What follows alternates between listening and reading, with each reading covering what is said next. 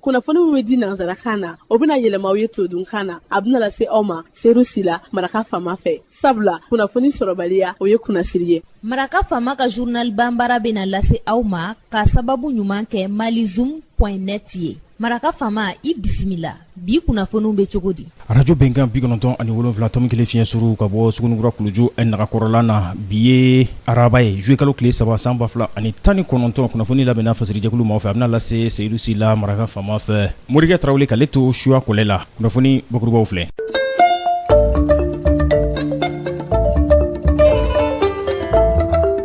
Secrétaire exécutif au Conseil national de lutte contre le sida a ye ɲɔgɔnna jɛrɛ a ye o kɛnɛ sigi kunungo maison des aînés la kunnafonidi bɛ se ka kɛ cogo min na jaabi minnu sɔrɔla san 2018 kɛlɛbolo la.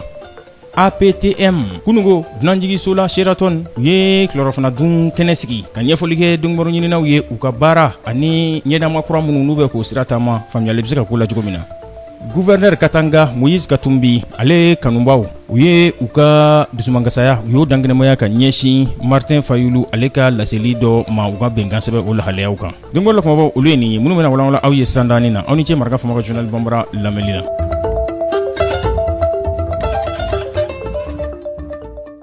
Secrétaire exécutif au Conseil national de lutte contre le sida a ye ɲɔgɔnna jɛrɛ a ye o waleya kunungo maison des aînés la ka kunnafoni tila u ni maaw ni ɲɔgɔn cɛ san 2018 u ye jaabi minnu sɔrɔ u ka baaraw la gɛlɛya minnu yera la ani fɛn min ye ka dɔn ka fɔ u yɛrɛ kun ye wulikajɔ min kɛ ka ɲɛsin sidabana kɛlɛli ma kuwajo o siratigɛ fɛ ɲɛfɔli bɛ se ka kɛ o lahalayaw la cogo min na ministère de la santé u ka ma ɲɛyɛlɛkɛw kun bɛ yen kalekan yɛrɛ ye sidabana dan bɛ se ka sigi a la cogo min na ka bɛn san 2030 natɔ ma o de fɛɛrɛw yɛrɛ jamana ye o baaraw daminɛ wa o baara minnu n'u y'o kwajo kɛ o farala jamana ka fɛɛrɛ sigilenw kan n'u ko ma ko cadre stratégique n'o de ye fɛɛrɛ kɛnɛ ye mun bɛ sidabana kɛlɛli ko fɔ laɲini 3 kɔnɔna na n'u ko ma ko 90 sigiyɔrɔma 3 ka mɛriw san 2020 natɔ la 90 fɔlɔ u ko o bɛna ɲɛsin sidabana a bɛ maa minnu na ni olu b'u ka lahalayaw dɔn k'olu dɛmɛ u ka furakɛli o siratigɛ fɛ 92 filanan o bɛna kɛ maaw ye minnu ni sidabana b'u la n'u kan ka bila ARV n'o bɛ banakisɛ in a lasumayali a n'a fanga dɔgɔyali a bɛ o kofɔ olu bɛ se ka furakɛli fɛnɛ sɔrɔ a cogo la cogo min na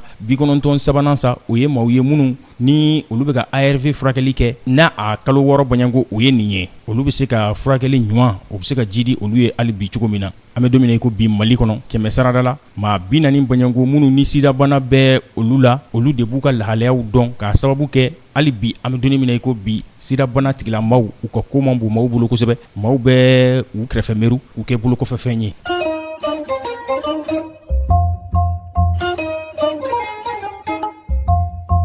APTM dunanjigiso dɔ la Sheraton kunungo u ye kilɔrɔfana dungɛni dungɛni ɲininaw ye u se ka ɲɛfɔli kɛ cogo min na u ka baaraw la ani u kɛn bɛ ka ɲɛdama fɛɛrɛ minnu sigi sen kan ani baaraŋaniya minnu b'u la u se ka ɲɛfɔli kɛ olu la cogo min na nin kulu min yɛrɛ filɛ n'o ye APTM ye u ko wulikajɔ de kan ka kɛ yaasa kunnafoni di siraw olu bɛ se ka kɛ wasa ye cogo min na faamuyali bɛ se ka kɛ cogo min na maaw ka baaraw cogoyaw k'olu ɲɛdɔn ko y'u ka kɛlɛkɛ minan fɔlɔ ye directeur général APTM o tɔgɔ la Sidi Keita ale ye nin kumakan in fɔ a ko yɔrɔ minnu bɛ jamana kɔnɔna na n'olu ye ɲɛdama yɔrɔw ye ko wulikajɔ bɛ se ka kɛ cogo min na kunnafoni ɲuman ka di olu kan maaw bɛ se ka girin ka taa olu yɔrɔw la ka taa ɲɛdama ka taa kɛ o yɔrɔ ninnu na cogo minnu na.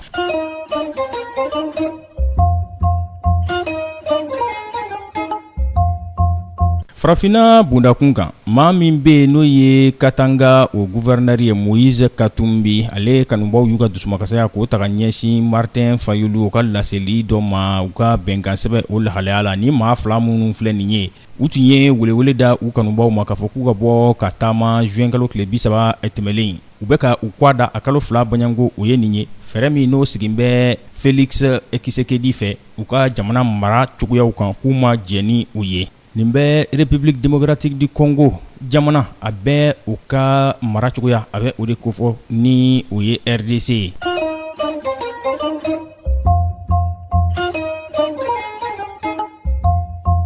Israël jamanadenw n'olu buruju bɛ Éthiopie u y'u ka wulikajɔw u y'o dangɛnɛmaya kunungo k'a sababu kɛ cɛ dɔ b'u ka kulu kɔnɔna na ale fara a kɛra wolomasiri ta a b'a dɔ fɛ karidonya tɛmɛlen a su donna nka maaw balila ka wuli dugu caman kɔnɔ Israɛli jamana kɔnɔna na k'u ka dusumakasaya ko o dankɛnɛmaya ka ɲɛsin siya woloma lahalayaw ma olu ka kuntilenna la u ko bin bɛ ka kɛ olu kan o de senfɛ wolomasiri ta b'a maa 47 baɲanko olu joginna maa 60 u ye tɛgɛ da olu kan nin bɛ dan sigi bi la Selu la min labɛnna fasirijɛkulu maaw fɛ ka lase balimakɛ Seyidu Sila Maraka fama fɛ Morikɛ Tarawele k'ale to suya kɔlɛ la sini an na ɲɔgɔn sɔrɔ yan ni Ala ka jɛn ye ka kunnafoni kuraw k'o lase aw ma yan'o cɛ n'a b'a fɛ ka segin ka Maraka fama ka journal Banbara lamɛn a bɛ taa malizoom.net ale sanfɛ bɔlɔlɔ kunnafoni disira do www.malizoom.net Maraka fama ka journal Banbara ka kunnafoni jatara a ka laselibaw a b'a bɛɛ lajɛlen ye ne b'aw fo ka waleɲuman dɔn k'a fɔ aw ye a k'an bɛn sini ni Ala subahanahu wa taala n'a jɛna n'a ye. Maraka fama ka bi journal Banbara lasera aw ma k'a sababu ɲuman kɛ malizoom.net ye.